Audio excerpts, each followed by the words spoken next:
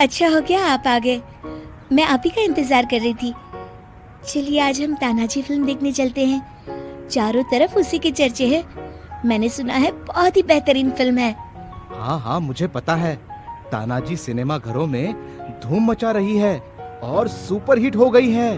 मुझे तानाजी फिल्म दिखाने ले चलिए ना। अजय देवगन मेरा मनपसंद हीरो है। अरे अजय देवगन का तो मैं भी फैन हूँ। मुझे भी तानाजी फिल्म देखनी है, लेकिन तुम्हें साथ ले जाकर मैं फिल्म का मजा किरकिरा नहीं करना चाहता।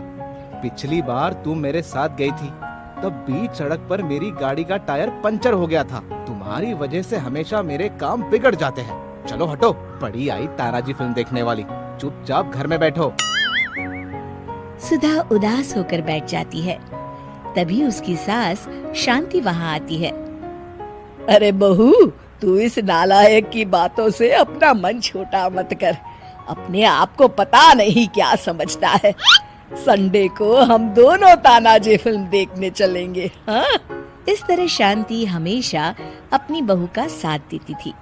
दूसरी तरफ रामलाल सुधा को पत्नी नहीं पनौती समझता था। एक शाम जब रामलाल अपने दफ्तर से लौटता है। अरे रामू, आज बहू की सुबह से तबीयत खराब है। तू जल्दी से इसे किसी अच्छे डॉक्टर के पास ले जा। अरे माँ, इस वक्त मेरा दिमाग खराब मत करो यार। दफ्तर में काम करके आज मैं थक गया हूँ, और फिर तुम्हारी बहू तो 12 महीने बीमार रहती है। इसका तो हमेशा का नाटक है। मैं कुछ नहीं जानती। तू अभी इसी वक्त बहू को लेकर डॉक्टर के यहाँ जा। आखिरकार मजबूर होकर रामलाल सुधा को डॉक्टर के पास ले जाता है। फिर अगले दिन दफ्तर में बॉस हरीश के काम से खुश होकर उसका प्रमोशन कर देते हैं। ये देख रामलाल चिढ़ जाता है। उसी शाम क्या है ये, कभी ज्यादा नमक कभी कम नमक, और आज तो खाने में बिल्कुल नमक नहीं है। अरे एक तो कोई काम तुमसे ठीक होता नहीं है, कम से कम खाना तो ढंग से बनाना सीख लो। माफ करना जी, मैंने तो खाने में नमक डाला था। अच्छा, तो अब तुम बहस कर रही हो, मुझसे बहस कर रही हो। एक तो आज दफ्तर में बॉस ने मेरी जगह उस हरीश के बच्चे का प्रमोशन कर दिया। सच कह रहा हूँ, जब से सुधा इस घर में आई है तब से मेरी जिंदगी में मनुष्यत छा गई है। अरे जब देखो तब तू बहू के काम में नुक्स निकालता रहता है, हैं? मेरी बहू के आते ही तेरी नौकरी लगी थी, भूल गया तू? अब भी वक्त है, सुधर जा रामू, सुधर जा। अरे छोड़ो माँ, तुमसे क्या बात करना। तुम तो अपनी लाडली बहू की वकील हो। कुछ दिनों के बाद अरे आज इतना बड़ा टिफिन क्यों दे रही हो? आप भूल गए, आज आपका जन्मदिन है, इसीलिए मैंने आपकी मनपसंद खीर बनाई है। हाँ हाँ ठीक है, टिफिन दो, मुझे देर हो रही है। रामलाल के दफ्तर पहुंचते ही सब लोग उसे जन्मदिन की बधाई देते हैं। अरे भाई रामलाल, आज तो तुम्हारे जन्मदिन की खुशी में पार्टी हो जाए। हाँ, भाभी जी ने आज टिफिन में कुछ खास भेजा होगा। अरे कहाँ, रोज वही बेस्वाद खाना भेजती है।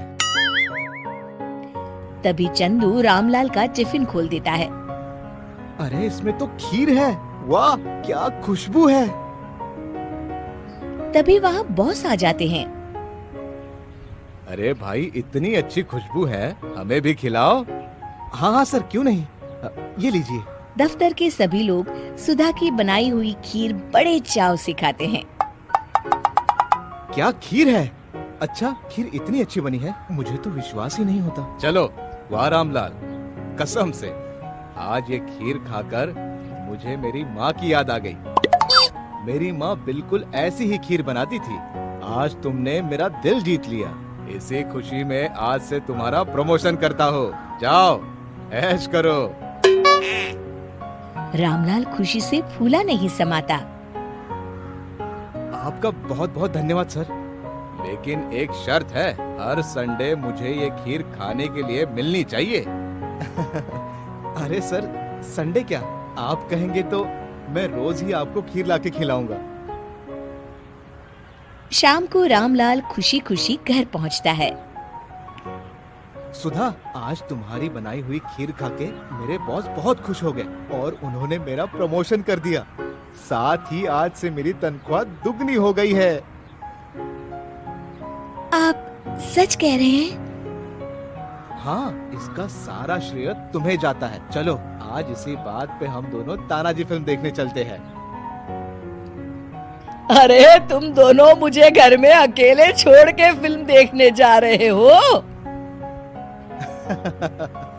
ठीक है माँ, तुम भी चलो।